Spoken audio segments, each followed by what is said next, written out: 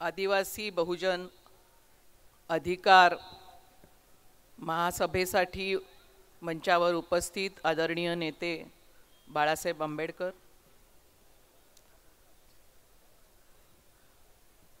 वंचित बहुजन आघाडीचे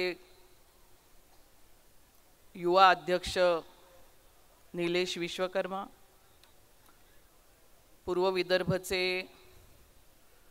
प्राध्यापक रमेश गजबे, मंचावर उपस्थित महिला आघाडीच्या सुनीताताई टेंभुर्णे, दोन्ही जिल्हाध्यक्ष गडपायले आणि सतीश बनसोड, वंचित बहुजन आघाडीचे सर्व मंचावर उपस्थित पदाधिकारी आणि समोर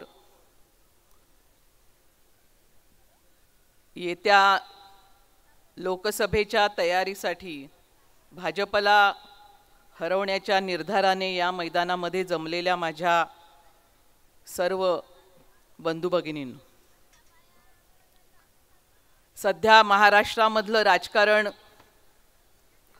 भरपूर तापलेलं आहे. पत्रकारांचं देखील या मंचावरून बाळासाहेब आज काय बोलणार आहेत आणि ते सुद्धा येत्या लोकसभांच्या पार्श्वभूमीवरती जी काही या ठिकाणी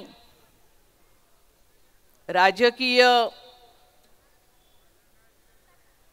बांधणी सुरू आहे, राजकीय मोर्चे बांधणी सुरू आहे, त्याच्या संबंधात बाळासाहेबांची काही महत्त्वपूर्ण घोषणा ऐकण्यासाठी आपणही आणि पत्रकारही आणि सर्वच महाराष्ट्र आज उत्सुक आहे.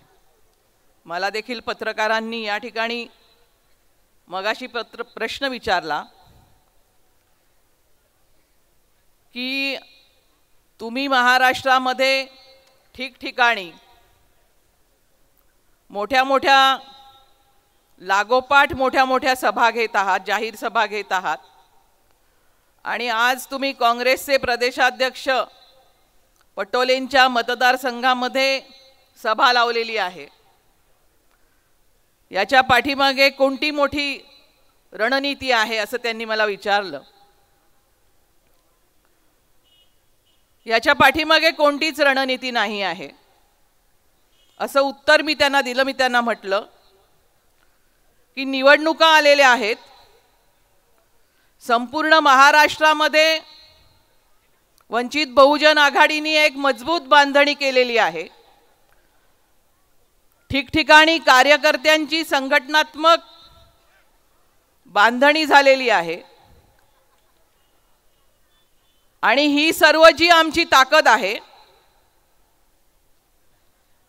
ही ताकद त्याची जुळवाजुळव आणि त्याला मार्गदर्शन करण्यासाठी, पुढील कामाचं दिग्दर्शन करण्यासाठी म्हणून संपूर्ण महाराष्ट्रामध्ये जिथे जिथे आम्ही मजबूत काम उभं केलेलं आहे, संघटनेची बांधणी केलेली आहे, तिथे तिथे आम्ही सभा घेत आहोत, लोकांच्या भेटीला जात आहोत, कार्यकर्त्यांच्या बरोबर संवाद करायला जात आहोत आणि त्याचा भाग म्हणून ही आज या ठिकाणी सभा आहे.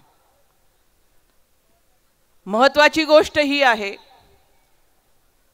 की 19च्या लोकसभेपूर्वी वंचित बहुजन आघाडीची स्थापना झाली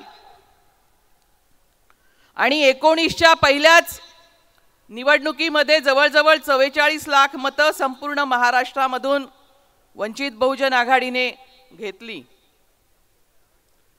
एक महत्त्वाचा प्रश्न महाराष्ट्राच्या राजकारणात आणि समाजकारणामध्ये वंचित बहुजन आघाडीने उभा केला, तो म्हणजे 1950 साली संविधान स्वीकारताना या ठिकाणची मनुस्मृतीची व्यवस्था गाडून टाकण्याचं आणि या ठिकाणी सामाजिक लोकशाही आणण्याचं जे स्वप्न घटनाकारांनी पाहिलं, गेल्या 75 वर्षामध्ये या स्वप्नाची धुळधाण करण्याचं काम इथल्या राज्यकर्त्यांनी केलं. आता आम्ही ज्यांच्याबरोबर मित्र म्हणून बसलेलो आहोत, पत्रकारांना हा देखील प्रश्न होता की आघाडी, महाविकास आघाडीमध्ये तुमचं स्थान काय आहे आणि तुम्ही त्याच्याकडे किती अपेक्षेने पाहत आहात. आम्ही आजही अपेक्षेने पाहत आहोत. आजही या ठिकाणी RSSला आणि भाजपला जर पराभूत करायचं असेल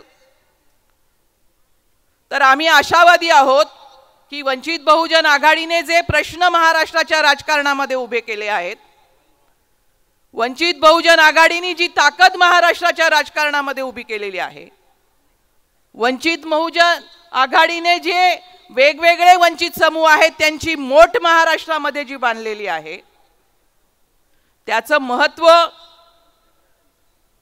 केंद्रातल्या सरकारला हरवण्यासाठी, BJPला आणि RSSला हरवण्यासाठी महाराष्ट्राच्या राजकारणामध्ये अपरिहार्य असं महत्त्व आहे. आमच्याशिवाय ही लढाई जिंकली जाऊ शकत नाही हे आम्हाला माहीत आहे आणि हे जे आमच्या बरोबर वाटाघाटी करायला बसलेले आहेत त्यांनाही माहीत आहे. परंतु आजपर्यंत जी सरंजामी डोक्यामध्ये आणि संपूर्ण आचाराविचारामध्ये भरलेली आहे ती सरंजामी जात नाही. आणि म्हणून वंचित बहुजन आघाडीला काही देताना म्हणजे जागा देताना किंवा स्थान देताना, महत्त्व तिचं समजून घेताना काकू केली जात आहे. 75 वर्षाचं जे सरकार राज्यकारभार या देशामध्ये झाला, सुरुवातीला या ठिकाणी काँग्रेस होती, आज या ठिकाणी BJP आहे. मगासपासून मी भाषणं ऐकत आहे, इथे कार्यकर्त्यांनी आपली दुःख या ठिकाणी, विविध समूहाच्या लोकांनी या ठिकाणी आपली दुःख मांडलेली आहेत. आणि हे जे या ठिकाणी शोषण झालेलं आहे, आदिवासींना जल, जंगल, जमीनचे मालक आपण म्हणतो, परंतु त्याच आदिवासींना या ठिकाणी अभयारण्यामधून बाहेर काढलं जात आहे, त्यांच्या खनिज संपत्तीवरून बाहेर ढकललं जात आहे. मणिपूरमध्ये तर 2 जातींमध्ये भांडण लावून त्या ठिकाणी महिलांची देखील नग्नधिंड काढण्याचं काम भाजपच्या सरकारने त्या ठिकाणी केलं. तर ही जी परिस्थिती आहे, आज भंडारा जिल्ह्याचा इतिहास सांगताना लोक सांगत आहेत की भेलचा प्रकल्प, तर भेलचा प्रकल्पाचं काय झालं, मी जरा माहिती काढत होते गुगलवरून, तर मला एक माहिती मला असं वाटतं की इथे सांगितली पाहिजे की भेलच्या प्रकल्पाचं जे लीज आहे, MIDCने ह्या प्रकल्पाचं लीज रद्द केलेलं आहे आणि त्यामुळे भेलचा प्रकल्प आता खड्ड्यात गेलेला आहे. गेल्या वर्षी ही लीज MIDCने इथल्या रद्द केलेली आहे आणि म्हणून इकडच्या राजकारण्यांनी मागणी केलेली आहे, इथले जे खासदार आहेत त्यांनी मागणी केलेली आहे की इथे दुसरे कोणते उद्योग, जी जमीन शेतकऱ्याच्या उरावर बसून जी जमीन यांनी त्या ठिकाणी अधिग्रहित केली, त्यांना त्या जमिनीवरून हुसकावलं, त्यांना त्या ठिकाणी रोजगार दिला नाही. गेल्या 10 वर्षापासून लोक वाट बघत आहेत, त्यांना त्या ठिकाणी रोजगारही दिला नाही. तिथे आता दुसरे कुठले उद्योग काढायचे याच्यासाठी चाचपणी सुरू आहे. परंतु हे जे धोरण आहे याचं नेमकं कारण काय आहे आपण नीट समजून घेतलं पाहिजे. की या मतदारसंघामध्ये अनेक वर्ष जे लोकसभेचे खासदार राहिले, ज्यांचे इथे विडीचे उद्योग होते, आपण लक्षात घ्या की आपल्याला जो असमतोल विकास या ठिकाणी दिसतो,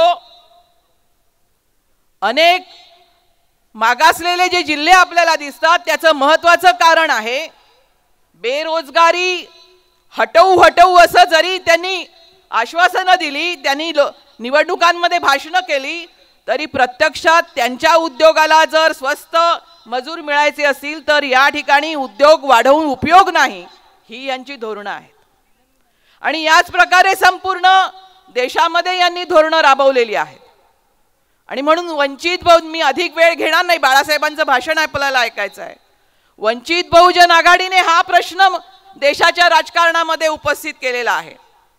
एका बाजूला आपल्याला जे प्रतिनिधित्व आहे, राजकीय प्रतिनिधित्व आहे, इथल्या कुठल्याही समूहाला राजकीय प्रतिनिधित्व, विशिष्ट काही घराणे सोडले तर इतर जे सगळे समूह आहेत, ओबीसींमधल्या शेकडो जाती आहेत, आदिवासींमधल्या शेकडो जाती आहेत, या ठिकाणचे दलित आहेत, या ठिकाणचे मुस्लिम आहेत, यांना या ठिकाणी राजकीय प्रतिनिधित्व मिळणार नाही.